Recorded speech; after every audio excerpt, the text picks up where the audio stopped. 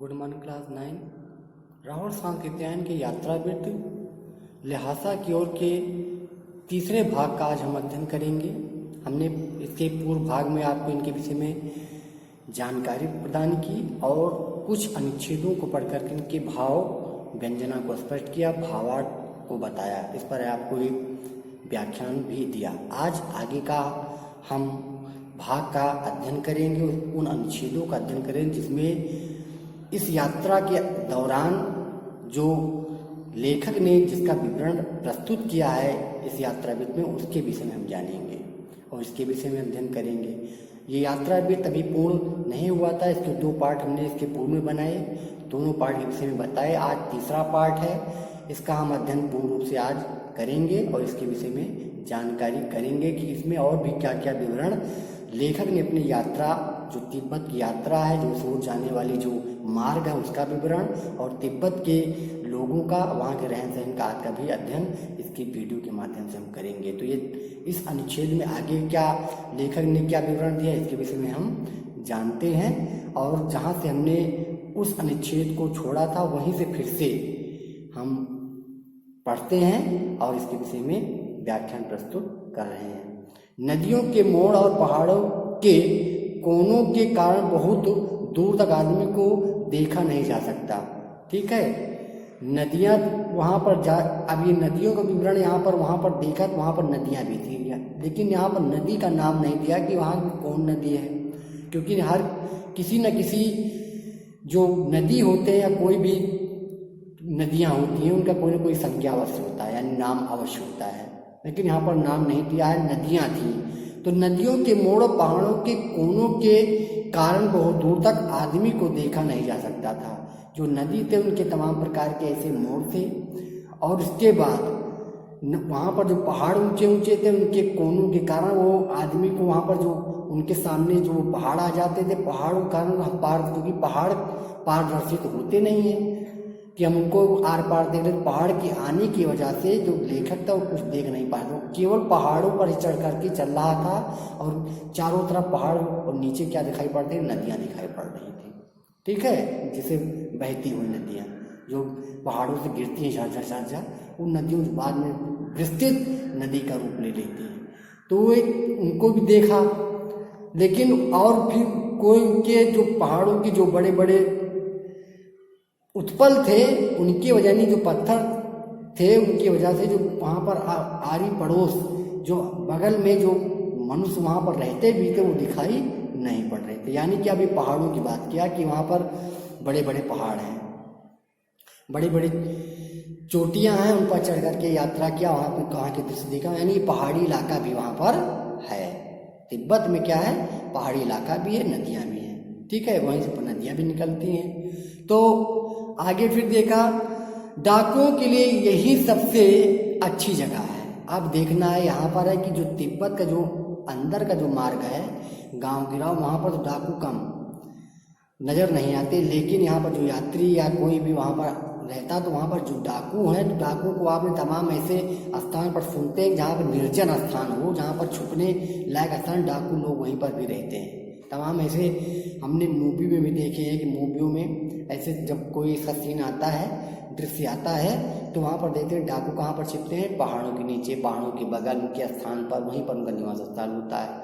तो यहाँ पर ये लेखक जब वहाँ पर यात्रा किया तो वहाँ पर जो डाकुओं के विषय में भी जानकारी प्रदान की, लेकिन वहाँ पर बौद्ध धर्म के अनुयायी अधिक से, सुमित भी बौद्ध धर्म का अनुयायी था, वहाँ पर ये सब बातें बहुत कम थी, लेकिन अपवाद हर जगह होता है। तो वहाँ पर क्या होते, डाकू थे, वहाँ पर जो डाकू थे वैसी पहाड़ों के जो घने पहाड़ थे, उत्पल थे, और इन पहाड़ों के बीच में उनका निवास स्थान था। ठीक है, लेकिन और फिर तिब्बत में गांव में अगर खून हो जाए तब तो खूनी को सजा भी मिल सकती है, लेकिन इस निर्जन स्थान में मरे हुए आदमियों के लिए कोई परवाह नहीं करता है। तो गांव में कहते हैं कभी कदार चाहे कोई हिंसा हो जाए, इनका कहना है, लेकिन यहाँ पर जो डाकू रहते हैं अपवाद रूप में जो धर्म के विपरीत कार्य करते हैं, उनका विरोध करते हैं या फिर अपने जीविका के लिए जो ये कार्य ऐसा जो करते हैं यहीं पर रहते हैं। और वहाँ पर अगर खून होता तो वहाँ पर अगर पकड़ जाए तो बड़ी कड़ी सजा मिलती है, लेकिन ये एक भयावह स्थान है, एक डरावना स्थान है जहाँ पर डाकू अगर किसी का कत्ल कर दें तो क्या हो जाए, वहाँ पर किसी को कोई परवाह नहीं, वहाँ पर कोई किसी को देखता नहीं है। ठीक है, वहाँ पर उसको मारने के बाद वहाँ उसकी जो बॉडी है, वो शरीर है, पार्थिव शरीर, उसका भी पता नहीं लगता है। तो इसका अभिप्राय क्या है कि बहुत ही भयानक स्थल है, वो बहुत ही दुर्दांत इलाका है, बहुत ही डरावना स्थान है। वो पहाड़ी जहाँ पर वो जो लेखक है जहाँ पर यात्रा कर रहा है उस पहाड़ के ऊपर, तो इस विषय में इसमें जानकारी प्रदान कर दी कि पहाड़ है, पहाड़ बड़े हैं, वहीं से नदियाँ निकल रही हैं तिब्बत में, और वहाँ पर क्या है, डाकू का भी रहने का स्थान भी है, वहाँ डाकू लोग भी कहीं कहीं पर ऐसे छिपे रहते हैं। ठीक है, तो इसका भी विवरण यहाँ पर दे रहा है पहाड़ों के विषय में, डाकुओं के विषय में और नदियों के विषय में। ठीक है, सरकार खुफिया विभाग और पुलिस पर उतना खर्च नहीं करती और वहीं गवाह भी तो कोई नहीं मिल सकता। ठीक है, डकैत पहले आदमी को मार डालते हैं, उसके बाद देखते हैं कुछ पैसा है कि नहीं है। तो सरकार वहाँ पर प्रबंधन ज़्यादा नहीं कर पाती है, वहाँ की सरकार, वहाँ ज़्यादा बड़ा कानून नहीं है। ठीक है, कोई बहुत बड़ा कानून संविधान नहीं है, वहाँ पर अपने अपने मतानुयायी के अनुसार ही वहाँ पर क्या होता है, कार्य होता है। तो वहाँ पर कोई पैसे वैसे ज़्यादा इस पर खर्च नहीं करते हैं। ठीक है, और वहाँ की डकैत क्या है, निर्भय, अगर वो स्थान पर रहते हैं तो वहाँ पर क्या करते हैं, जब खून कर देते हैं तो किस लिए खून करते हैं, यहाँ पर विवरण दिया जा रहा है कि पैसे लूटने के लिए, पैसे को लेने के लिए, अपने जीविका के लिए ऐसे काम करते हैं। ठीक, कि हथियार का कानून ना रहने का कारण यहाँ लाठी की तरह लोग पिस्तौल बंदूक लिए फिरते हैं। ठीक है, अब यहाँ पर पहाड़ी क्षेत्र में जो लेखक है ये बता रहा है कि यहाँ पर कोई हथियार का कानून नहीं है। ठीक, जो भी चाहे अपने पास हथियार रख सकता है अपनी सुरक्षा के लिए ऐसे स्थानों पर। तो वहाँ पर क्या होता है कि जैसे यहाँ पर हम अपने इंडिया में लाठी की लोग स्वतंत्र रूप से लेकर चल सकते हैं, ठीक उसी प्रकार तिब्बत में बताया जा रहा है कि वहाँ पर लोग बंदूक लेकर चलते हैं स्वतंत्र रूप से, कोई दिक्कत नहीं है, कोई कानून से बैंड नहीं है कि वहाँ पर कोई हथियार के लिए कोई बंधन नहीं है कि आप हथियार लेकर नहीं घूम सकते, बल्कि वहाँ पर कोई बंधन ना होने के कारण स्वतंत्र रूप से लोग वहाँ पर हथियार को लेकर चल सकते हैं, अपने पास रख सकते हैं। तो इसका विवरण भी यहाँ पर यात्रा वृत्त में लेखक हमें दे रहा है। ठीक है, फिर डाकू या जान से ना मारे तो खुद अपने प्राणों का खतरा है। गांव में हमें मालूम हुआ कि पिछले ही साल धुंधला के पास खून हो गया। तो डाकू क्यों अपने आप खतरा मानता है, बोलिए? क्योंकि अगर वहाँ पर कोई डाकू को देख लिया जाता तो वो जो हिंसा करने वाले व्यक्ति को वहाँ पर छोड़ा नहीं जाता है, तो वहाँ पर उसको भी मार दिया जाता है। तो यहाँ पर क्या है कि यहाँ पर जो लोग पिस्तौल हथियार लेकर स्वयं चलते हैं, अगर वो डाकू लोग उनको देख करके अगर सामने इनको पर वार ना कर दे तो वहाँ पर उनकी भी जान चली जाए। तो यहाँ पर एक टकराहट दिखाया गया कि यहाँ पर डाकू और जो आम आदमी व्यक्ति हैं वो भी उनके पास हथियार होते हैं, और जो डाकू हैं लूट मार करने वाले उनके भी पास हथियार, दोनों एक दूसरे टकरा करके वो जिस पर जो पहले होता है वो वार कर देता वहाँ पर। ठीक, फिर उसके बाद शायद खून की हम उतनी परवाह नहीं करते क्योंकि हम भिखमंगे थे, और जहाँ कहीं वैसी सूरत देखते टोपी उतार जीभ निकाल कुची दया एक पैसा कहते भीख मांगने लगते। तो कह रहे हैं कि ये खून हो गया था लेकिन मुझे उसकी परवाह नहीं थी, तो क्यों मैं भिखमंगे के रूप में वहाँ पर यात्रा कर रहा था लेखक। तो कोई भिखमंगे को, वहाँ के डाकू लोग भिखमंगे को मारते नहीं। अगर कोई ऐसी स्थिति आ जाती तो मैं टोपी उतार भीख उसी से मांगने लगता, तो वो मुझे क्या मारेगा, ऐसा कहने अभिप्राय है। तो भिखमंगे के रूप में क्या हुआ था, यात्रा कर रहा था लेखक सुमित के साथ। तो वहाँ पर जो खून होगा तो उसकी कोई परवाह उन्होंने नहीं की, उसकी कोई दिक्कत है। लेकिन वहाँ पर ये भी बात है कि हिंसाएं तिब्बत में बहुत दिवाली तो अधिक है, लेकिन क्या है कि वहाँ भी कहीं कहीं पर हिंसाएं होती ही रहती हैं। ठीक है, वहाँ की जो वहाँ पर यात्रा के रूप में उन्होंने विवरण प्राप्त किया है, तो यहाँ पर उन्होंने देखा कि वहाँ भी कहीं कहीं भी क्या होता है, हिंसा होती रहती है। फिर लेकिन पहाड़ की ऊंची चढ़ाई से पीठ पर सामान लाकर कैसे चलते, और अगला पड़ाव 16-17 मील से कम नहीं था। मैंने सुमित से कहा कि यहाँ से लंगोर तक के लिए कोई 2 घोड़े कर लो, सामान भी रख लेंगे और चढ़ लेंगे, चढ़े चलेंगे। तो एक जो ऊपर की चोटी की जो ऊंचाई थी, अब लेखक को उस पर और भी ऊपर चढ़ना था, 16-17 मील आगे का पड़ाव था। तो पैदल चलना दुश्वार था। तो ये पहाड़ी क्षेत्र का भी विवरण दिया है। यहाँ पर यहाँ की स्थिति कैसी है, यहाँ के कौन निवास करता, कौन लोग रहते हैं, कैसे यहाँ पर जान बचाई जा सकती है, कैसे लोग हथियार लेकर चलते हैं, सब प्रकार के विवरण यहाँ पर लेखक दे रहा है। फिर ऊंची चोटी की बात किया, घोड़े की बात की, मतलब कि जो ऊंची चोटियाँ हैं वो पैदल पर चढ़ी नहीं जा सकती। घोड़े क्यों कहा इन्होंने? घोड़ा इसीलिए कहा कि जो घोड़ा है उसके माध्यम से ऊपर चढ़ जाएंगे, क्योंकि जो अन्य आगे की जो चोटियाँ हैं उस पर चढ़ना आसान काम नहीं है, बहुत कठिन है। तो वहाँ पर चोटी पर चढ़ना आसान काम नहीं है। यहाँ पर भी विवरण दे रहा है कि यहाँ पर ऐसे पहाड़ हैं ऐसे ऐसे जिस पर चढ़ा नहीं जा सकता। दूसरे दिन हम घोड़ों पर सवार होकर ऊपर की ओर चले। डांडे से पहले एक जगह चाय पी और दोपहर के वक्त डांडे के ऊपर जा पहुँचे। हम समुद्र तल से 17-18 हजार फीट ऊंचे खड़े थे। बताइए, समुद्र तल से, जहाँ समुद्र का ऊंचला भाग 17-18 हजार फीट की ऊंचाई बहुत बड़ी ऊंचाई होती है। तो वहाँ पर इतनी ऊंचे ऊंचे पहाड़ थे। मेरा कहने का पर्याय ये है, जितने ऊंचे ऊंचे पहाड़ थे 17-18 हजार फीट तक की ऊंचाई थी, और वहीं पर हम खड़े थे। खड़े होकर के वहाँ का विवरण प्राप्त किया। तो यहाँ पर पहाड़ों की ऊंचाई के विषय में भी इन्होंने विवरण प्रस्तुत किया। फिर दोपहर के वक्त डांडे के ऊपर जा पहुँचे। हम समुद्र तल से 17-18 हजार फीट ऊंचे खड़े थे। हमारी दक्षिण तरफ पूरब से पश्चिम की ओर हिमालय के हजारों श्वेत शिखर चले गए थे। बताइए, पहले जहाँ पर वो यात्रा कर रहे थे, इसका मतलब है कि वहाँ की जो पर्वत शिखर थे वहाँ पर बर्फ भी जमते थे। बर्फ जमी चादरें भी वहाँ पर हैं, बर्फ भी गिरते हैं, बर्फ से हिमालय का क्षेत्र भी वहाँ पर पड़ता है। ये कभी इसका भी विवरण दे रहा है, क्योंकि नेपाल के बॉर्डर के पास ही ऐसा स्थिति है कि तिब्बत पड़ता है। तो वहाँ पर हिमालय की जो पहला जब पड़ाव था उसी के मार्ग से नेपाल की तरफ से पहले ही उन्होंने विवरण दिया कि वहीं से हम यात्रा शुरू की। तो वहाँ पर पहले इन्होंने हिमालय देखा था, हिमालय की बर्फ से ढकी चादरें देखी। तो उसके बाद आगे गए, पहाड़ पड़ा, पहाड़ से ऊपर चढ़े, फिर इतनी ऊंचाई पर पहुंच गए, इसका विवरण दिया। तो वहाँ पर जब उस पर आगे बढ़ गए, वो क्षेत्र छूट गया, तो वहाँ पर बर्फ की जो ढकी चादरें थी हिमालय की वो खत्म हो गई। तो इसका विवरण दे रहा है लेखक। भीटे की ओर देखने वाले पहाड़ बिल्कुल नंगे थे, ना वहाँ बर्फ की सफ़ेदी थी, ना किसी तरह की हरियाली। तो जो पहाड़ थे वहाँ पर कोई भी किसी प्रकार की हरियाली नहीं थी, केवल पत्थर के जो शिलाएँ थी वही दिखाई पड़ रही थी, बड़े बड़े पहाड़ दिखाई पड़ रहे थे।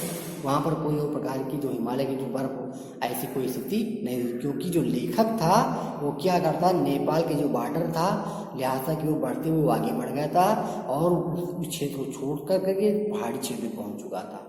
तो पहाड़ के विषय में जानकारी यहाँ पर दे रहा है। ठीक, तो वहाँ पर कोई हरा भरा स्थान नहीं था, केवल पहाड़ी पहाड़ थे।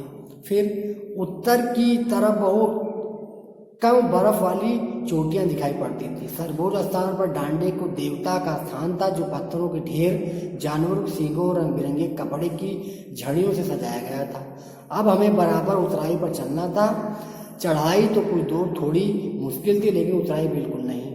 तो ठीक है, तो जहाँ पर वो चढ़ा तो वहाँ पर एक स्थान था वहाँ जहाँ पर ईश्वर की आराधना, एक उसका शिवालय था, वहाँ ईश्वर की आराधना ही होती थी। उसको देखा, वहाँ पर वो सर्वोच्च स्थान था माना जाता है, उसका स्थान, वहाँ पर दर्शन किए। हम भी यहाँ पर अपने यहाँ भी देखते कहीं कहीं बड़े बड़े पहाड़ों पर, जैसे वैष्णो देवी, मैयर भवानी पहाड़ों पर स्थित वहाँ पर धार्मिक स्थित स्थल है। तो यहाँ पर तिब्बत में बता रहे कि ऐसे स्थान पर कहीं पर एक धार्मिक स्थल था, वो चाहे बुद्ध का ही स्थान रहा हो या किसी का स्थान रहा हो, लेकिन वो धार्मिक स्थल थे। उस ऊंचाई पर हमने वहाँ पर उसको देखा, और जब उसके बाद जब आगे बढ़ा तो चढ़ने में तो वो कठिनाई हुई, लेकिन उतरने में कोई कठिनाई नहीं हुई थी। फिर शायद तो एक और सवार साथी हमारे साथ चल रहे थे। मेरा घोड़ा कुछ धीमे चलने लगा।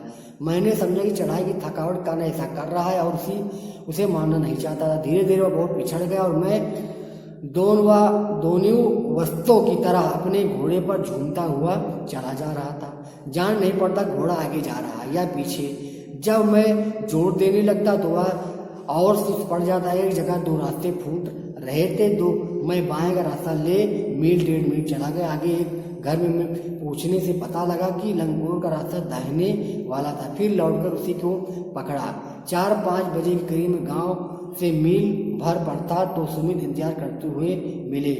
मंगोलों की मुंह वैसे ही लाल होता है और अब तो वह पूरे गुस्से में थे। उन्होंने कहा, मैंने तो 2 टोकरी कंडे फूंक डाले। 3 बार चाय की गर्म किया। मैंने बहुत नरमी से जवाब दिया, लेकिन मेरा कसूर नहीं है मित्र, देख नहीं रहे हो कि कैसा घोड़ा मुझे मिला है। मैं तो रात तक पहुंचने की उम्मीद रखता था। खैर सुमित जितनी जल्दी गुस्सा आता था उतनी जल्दी वह ठंडा भी हो जाता था। लंगकोर में वह एक अच्छी जगह पर ठहरे थे। यहीं भी उनको अच्छे यजमान थे। पहले चाय सत्तू खाया गया, रात को गर्मा गर्म थुक्पा मिला। ठीक, तो यहाँ पर वहाँ पर पहाड़ी जो क्षेत्र थे वहीं पर कई रास्ते कटे हुए थे। लेखक दूसरे रास्ते पर चला गया। ये बताना चाहता है कि उस पहाड़ी क्षेत्र में अनेकों रास्ताएं थी जो कई तरीके की तरफ जाती थी कई स्थानों पर, लेकिन हमें लंगोर एक स्थान था, वहाँ हमें जाना था। लेकिन हम मुड़ कर क्या चले गए, उसके पीछे चले गए दूसरी तरफ, और भूल करके जब वहाँ पर 1-2 मील आगे बढ़े तो पता लगा कि वो स्थान, वो मोड़ दूसरा है। तो फिर लौट करके आए।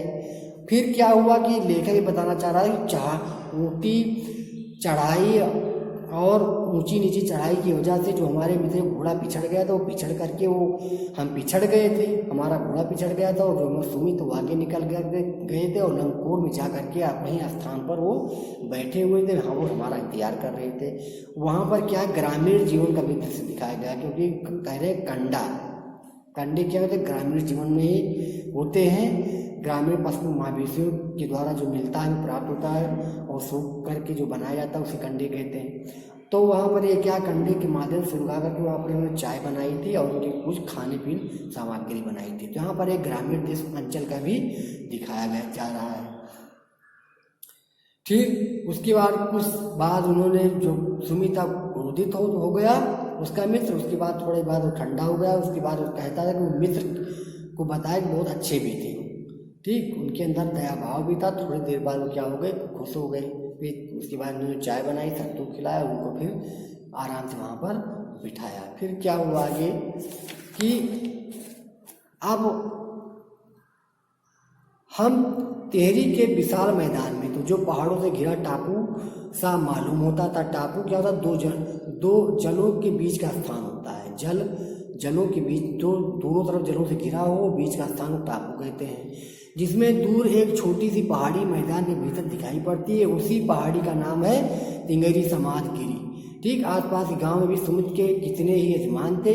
कपड़े को पतली पतली चीरी बत्तियां के गंडे खत्म नहीं हो सकते थे, क्योंकि बोध गया से लाए कपड़े के खत्म हो जाने पर किसी कपड़े से बोध गया का गंडा बना लेते थे। वह अपने यजमानों के पास जाना चाहते थे। मैंने सोचा कि हफ्ता भर उधर ही लगा देंगे। मैंने उनसे कहा कि जिस गांव को ठहरना हो उसमें भले ही कंडे बांट दो, मगर आसपास के गाँव में मत जाओ। इसके लिए मैं तुम्हें लिहाजा पहुंचकर रुपए दे दूंगा। सुमित ने स्वीकार किया। दूसरे दिन हमने बढ़िया ढूंढने की कोशिश की, लेकिन कोई न मिला। सवेरे जल्दी होते तो अच्छा था, लेकिन अब 10-11 बजे की तेज धूप में चलना पड़ रहा था। तिब्बत की धूप ही बहुत बड़ी कड़ी मालूम होती है। यद्यप थोड़े से भी मोटे कपड़े से सिर को ढांक ले तो गर्मी खत्म हो जाती है। आप 2 बजे सूरज की ओर मुँह करके चल रहे हैं। ललाट धूप से जल रहा है और पीछे के कंधा बर्फ हो रहा है। फिर हमने पीठ पर अपनी चीजें लादी, डंडा हाथ में लिया और चल पड़े। यद्यप सुमित के परिचित तिंगरी में भी थे, लेकिन वह एक और यजमान से मिलना चाहते थे, इसलिए आदमी मिलने को बहाना कर सेकर बिहार की ओर चलने के लिए कहा। तिब्बत की जमीन बहुत अधिक छोटे बड़े जागीरदारों में बटी है। इन जागीरदारों को बहुत ज़्यादा हिस्सा मठों बिहारों के हाथ में है। अपनी जागीर में हर एक जागीरदार कुछ खेती खुद भी करता, जिसके लिए मजदूर बेगार मिल जाते हैं। खेती का इंतजाम देखने के लिए वहाँ कोई भिक्ष भेजा जाता है, जो जागीर के आदमी के लिए राजा से कम नहीं होता। सेकर की खेती के मुखिया बिचू नमते बड़े भद्रपुरुष से वह बहुत प्रेम से मिले। हालांकि उस वक्त मेरा भेद ऐसा नहीं था कि उन्हें कुछ भी ख्याल करना चाहिए था। यहाँ एक अच्छा मंदिर था जिसमें कंजूर बुद्ध वचन अनुवाद की हल्की 3 पोथियाँ रखी हुई थी। मेरा आसन भी वहीं पर लगा। ठीक है, तो वहाँ पर जब जागीरों में खेती बाड़ी का भी यहाँ पर वर्णन किया कि वहाँ जागीर भी थे, जो लोग थे खेती बाड़ी भी का काम भी वहाँ के लोग करते थे। और जो भिक्षु होते थे, वो भिक्षु जो वहाँ पर जाते थे जागीरों के यहाँ, तो उनको भगवान का रूप माना जाता था। तो वहाँ बौद्ध भिक्षुओं की बड़ी सेवा थी, बड़ा आदर है। ठीक। और वहाँ के जो जागीर लोग, बड़े बड़े जमींदार पूंजीपति हैं, वहाँ पर भिक्षु क्या करते थे, बड़ी आदर सम्मान करते थे। वो वहाँ पर गए तो वहाँ पर क्या था, एक मंदिर था। देखा, पहले तो उन्होंने विवरण दिया कहाँ कहाँ पर गए। वहाँ पर कितनी, तिब्बत में भी बहुत गर्मी पड़ती है, गर्मी का भी विवरण दिया कि यहाँ पर गर्म स्थान भी है। और वहाँ के जागीरों का वर्णन किया, मजदूरों की समस्याओं का वर्णन किया कि मजदूर यहाँ बेघर में काम करते केवल पेट भरने के लिए, जो मजदूर है, ठीक। और भी इन्होंने जो विवरण प्रदान किए वहाँ के पहाड़ी क्षेत्रों का, वहाँ के लोगों का, और वहाँ के तीव्र तापमान का। उसके बाद फिर वहाँ के मंदिर, जहाँ पर बुद्ध मंदिर ही है, वहाँ पर बुद्ध अनुवाद की जो लिपियाँ रखी हुई, लिखी हुई, जो उन्होंने बुद्ध ने जो वचन दिए हैं, जो अपने बात बताई, उसकी लिपियाँ वहाँ पर रखी हुई थी। और सुमित ने मेरा स्थान वहीं पर लगाया था, आराम बैठकर आप उस मंदिर को देखने के लिए, बौद्ध स्थल को।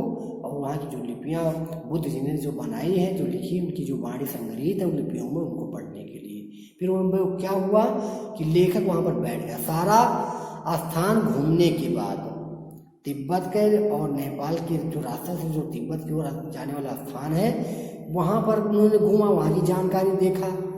उसके बाद तिब्बत के पहाड़ी क्षेत्रों को देखा, वहाँ के गांव लोगों को देखा, वहाँ के स्थान को देखा, वहाँ की स्थिति को देखा। उसके बाद मंदिर में आए, मंदिर में वहाँ पर उनका स्थान लगा। फिर वहाँ पर बैठ कर के मंदिर, जो बौद्ध मंदिर था, वहाँ की लिपियाँ जो उनकी बात लिखी हुई थी, उसको भी बैठ कर के वहाँ पर उसको बैठ गए। वहीं पर उनका आसन लगा हुआ था बैठने के लिए, फिर वहीं पर बैठ गए, ठीक। फिर वह बड़े मोटे कागज पर अच्छे अक्षरों में लिखी हुई थी, एक एक पोथी 15-15 शेर से कम नहीं थी रही होंगी। सुमी ने फिर आसपास अपने यजमानों के पास जाने के बारे में पूछा। मैं पुस्तकों के भीतर था, इसलिए मैंने उन्हें जाने के लिए कहा दिया। दूसरे दिन वह गए। मैंने समझा 2-3 दिन लगेंगे, लेकिन वह उसी दिन दोपहर बाद चले आए।